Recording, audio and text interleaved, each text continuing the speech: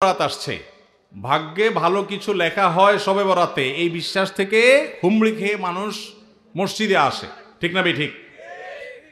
ভাগ্যে ভালো কিছু লেখা হয় কবে? একটা হলো মানুষের সৃষ্টিরও 50,000 বছরে আল্লাহ তাআলা ভাগ্য নির্ধারণ করেছেন। আরেকটা হলো প্রতি বছর যেই রাতে আল্লাহ কোরআন নাজিল করেছেন, আল্লাহ সূরা দুখানে বলেছেন সেই রাতে অর্থাৎ লাইলাতুল কদরে আল্লাহ তাআলা সব গুরুত্বপূর্ণ বিষয় ধার্য করেন। শবে বরাত যেটাকে আমরা বলি মধ্য শাবানের রাত, এই রাতে ভাগ্য নির্ধারণ হয় এই মর্মে বিশুদ্ধ হাদিস বর্ণিত নাই। তারপরে আমরা জেনারেলি বলি ভাগ্যে যেন ভালো কিছু আল্লাহ লেখেন, আপনার নসিবে যেন ভালো কিছু আসে, আপনার রিজিকে যেন আল্লাহ বরকত দান করেন, এর জন্য বেশ কিছু আমল আমরা কোরআন হাদিসের আলোকে বলতে পারি, সাজেশন দিতে পারি। তবে তার আগে আমাদেরকে জানতে হবে যে ভাগ্য সুপ্রসন্ন হওয়া বা রিজিকে বরকত হওয়া বলতে কি বুঝায়। ভাই, রিজিকে বরকত হওয়া বলতে বুঝায় আপনি যা কামাই করবেন এর ভিতরে আল্লাহ তাআলা কল্যাণ দিবেন, যা কামাই করবেন এর ভিতরে বরকত হবে, প্রাচুর্য না, অনেক টাকা না, যা হবে এটাতে কি হবে? বরকত হবে। আমরা কি বরকত চাই না সম্পদ বেশি চাই? বরকত চাই। বরকত যদি চান এক নম্বর হলো ঈমান এবং তাকওয়া লাগবে। আল্লাহ বলেছেন ওয়ালাউ আন্না আহলাল কুরআন আমানু ওয়াত্তাকাও লাফাতাহনা আলাইহিম বারাকাতিম মিনাস সামা। যদি কোনো জনপদের লোকেরা ঈমান আনে, আল্লাহর ভয় অন্তরে লালন করে, আল্লাহ বলেছেন আসমান থেকে বরকতের সব দুয়ার খুলে দেওয়া হবে। এজন্য ভাই, ঈমান যদি থাকে, তাকওয়া যদি থাকে, গুনাহমুক্ত জীবন গড়ার সংকল্প যদি থাকে, বরকত আসবে জীবনে। নাম্বার 2, ইস্তেগফার বেশি বেশি করলে আল্লাহ বলেছেন সূরা নূহের মধ্যে, যদি কেউ ইস্তেগফার করে, নূহ আলাইহিস সালাম তার জাতিকে বলেছেন ফাকুলতু আস্তাগফিরু রাব্বাকুম ইন্নাহু কানা গাফফারা ইউরসিলিস সামাআ আলাইকুম মিদরারা ওয়া ইমদিদুকুম বিআমওয়ালিন ওয়া বানিন ওয়া ইয়াজআল লাকুম জান্নাতিন ওয়া ইয়াজআল লাকুম আনহারা। আল্লাহ নবী নূহ আলাইহিস সালাম বলেছেন আমি আমার জাতিকে বলেছি তোমরা আল্লাহর কাছে ইস্তেগফার করো, ক্ষমা প্রার্থনা করো।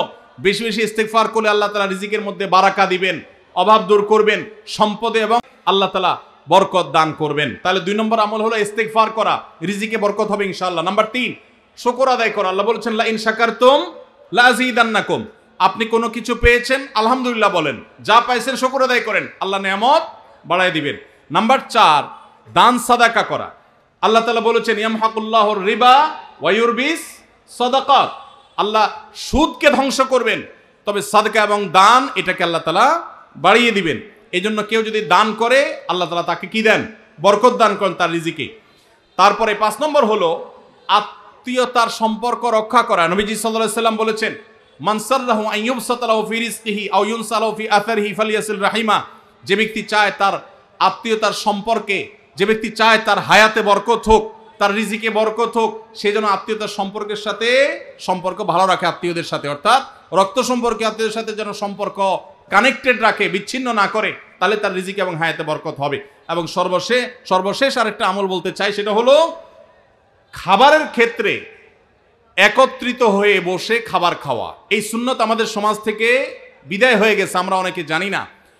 আবু দাউদের একটি হাদিস বর্ণিত হয়েছে, নবীজি সাল্লাল্লাহু আলাইহি সাল্লামের কাছে এক ব্যক্তি বললেন হে আল্লাহর রাসূল, আমরা খাই কিন্তু অনেক খাওয়ার পরেও পরিতৃপ্ত হই না, পেট ভরে না, খাবারের চাহিদা পরিপূর্ণ মিটে না, কারণটা কি? নবীজি সাল্লাল্লাহু আলাইহি সাল্লাম বলেছেন তোমরা সম্ভবত আলাদা আলাদা প্লেটে খাও, আলাদা আলাদা সিঙ্গেল খাও।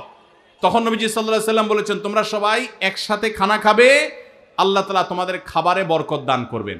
একসাথে খানা খাবে এবং বিসমিল্লাহ বলে খাবে, এই 2টা কাজ করলে আল্লাহ তাআলা তোমাদের খাবারে বরকত দান করবেন। এজন্য ভাইরা, বাসা বাড়িতে এক প্লেটে স্বামী স্ত্রী 2 জন আছেন, এক প্লেটে খাবেন। বাচ্চাদেরকে নিয়ে বড় প্লেট নিয়ে খানা খাবেন, এটা সুন্নত। নবীজি সাল্লাল্লাহু আলাইহি সাল্লাম উৎসাহ দিয়েছেন, কিন্তু আমাদের সমাজ থেকে এটা এখন হারিয়ে গেছে, নাই বললে চলে। আমরা সবাই যার যার মতো খানা খাই। এজন্য এই কাজটাও আমাদের আমলে, আমাদের রিজিকে, আমাদের হায়াতে বরকত এনে দিবে ইনশাআল্লাহ। সুদে টাকা লাগায় এমন ব্যক্তি সমাজে বিচার করে, তার বিধান কি? সুদে টাকা লাগায় এই রকম আসামি থাকলে তার নিজেরই তো বিচার করা উচিত, সে আবার কিসের বিচার করবে? মুসলমানদের সমাজে হারামখোররা কখনো বিচারকের আসনে বসতে পারা উচিত না। মুসলমানদের উচিত এগুলোকে সতর্ক করা, এগুলোর ব্যাপারে সতর্ক থাকা। আল্লাহ আমাদেরকে তৌফিক দান করুন। যে সমস্ত মানুষ হারামের সাথে খুল্লম খোলা সম্পর্ক, মুসলমানদের সমাজে কিভাবে তাদেরকে বিচারক হিসেবে ডাকেন? আর ভালো মানুষের কি অভাব পড়ছে এলাকায়? সুদখোর ছাড়া ভালো মানুষ কি নাই এলাকায়? তাহলে কেন সুদখোরকে দিয়ে বিচার করতে হবে?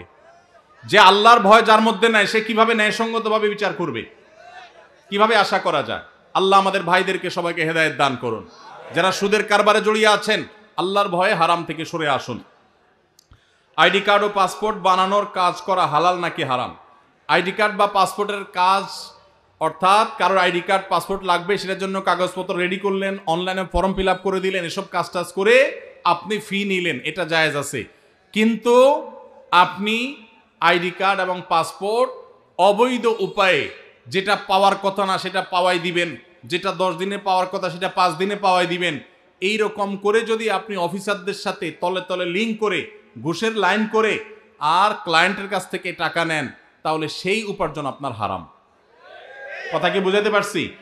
একটা হলো যে আপনার একটা দোকান আছে, কম্পিউটার দোকান আছে, নেট সার্ভিস আছে, আপনি অনলাইনে ফর্ম ফিল আপ করে দিলেন, কাগজপত্র আগায় যোগায় দিলেন, এটার জন্য ফি আপনি 2000 4000 আপনি নিতে পারবেন। কিন্তু আপনি ক্লায়েন্টের কাছ থেকে অতিরিক্ত টাকা নিয়ে ওই পাসপোর্ট অফিসার, এনআইডি কার্ডের ওই অফিসারে আপনি ঘুষ দিলেন, দিয়া আপনি কাজটা করে আনলেন।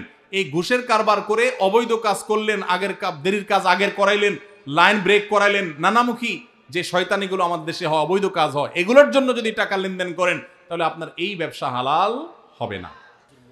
সর্বশেষ প্রশ্ন, আকিকা না দিলে কি শিশুর বিপদ কাটে না? আকিকা না দিলে শিশুর বিপদ কাটে না এমন কোনো কথা কোরআন হাদিসে নাই। তবে আকিকা দেওয়া এটা গুরুত্বপূর্ণ একটা আমল। আল্লাহ কাউকে পুত্র সন্তান দান করলে 2টি ছাগল, আর কন্যা সন্তান দান করলে 1টি ছাগল জবে করা, এটা নবীজি সাল্লাল্লাহু আলাইহি সাল্লামের সুন্নাহ। এটা জন্মের 7ম দিনে, না হলে 14তম দিনে, না হলে 21তম দিনে করবেন। সেটাও যদি কোনো কারণে না হয়, পরে যে কোনো সময় করলেও আদায় হয়ে যাবে। এমনকি কারোর শিশুকালে যদি আকিকা দেওয়া না হয়, বড় হওয়ার পরে তার আকিকা দিলেও আদায় হয়ে যাবে। এই আকিকা এটা না দিলে যে বিপদ কাটে না এরকম কোনো কথা নাই। তবে হ্যাঁ, বিভিন্ন হাদিসে নবী সাল্লাল্লাহু আলাইহি সাল্লাম বলেছেন, কুল্লু গুলামিন মুরতাহানুন বিআকিকাতিহি, বাচ্চার এটা আকিকার উপরে সে অনেকটা ডিপেন্ডেন্ট থাকে। এই হাদিসের ব্যাখ্যায় অনেক মুহাদ্দিসরা বলেছেন, আকিকা না দিলে, আকিকা দেওয়ার ফলে সে বিভিন্ন ক্ষয়ক্ষতি থেকে বেঁচে থাকতো। অনেকে বলেছেন শয়তানের কুমন্ত্রণা থেকে বেঁচে থাকে আকিকার মাধ্যমে, এটা থেকে সে আর বাঁচতে পারে না, ওই ক্ষতি তাকে স্পর্শ করার সম্ভাবনা থাকে। তবে কেউ আকিকা দিতে পারলো না, অন্য কোনো আমল করলো তার সন্তানের জন্য, আল্লাহ তাআলা তাকে সেভ করতে পারেন। এমন কোনো কথা নাই যে আকিকা না দিলেই তার সন্তানের বিপদ কাটবে না। তবে আকিকা দেওয়া উচিত, এর মাধ্যমে সন্তান নানাভাবে উপকৃত হয়, নানাভাবে সেভ থাকে, নিরাপদে থাকে। আল্লাহ আমাদের যাদের সামর্থ্য দিচ্ছে তাদেরকে আমল করার তৌফিক দান করুন।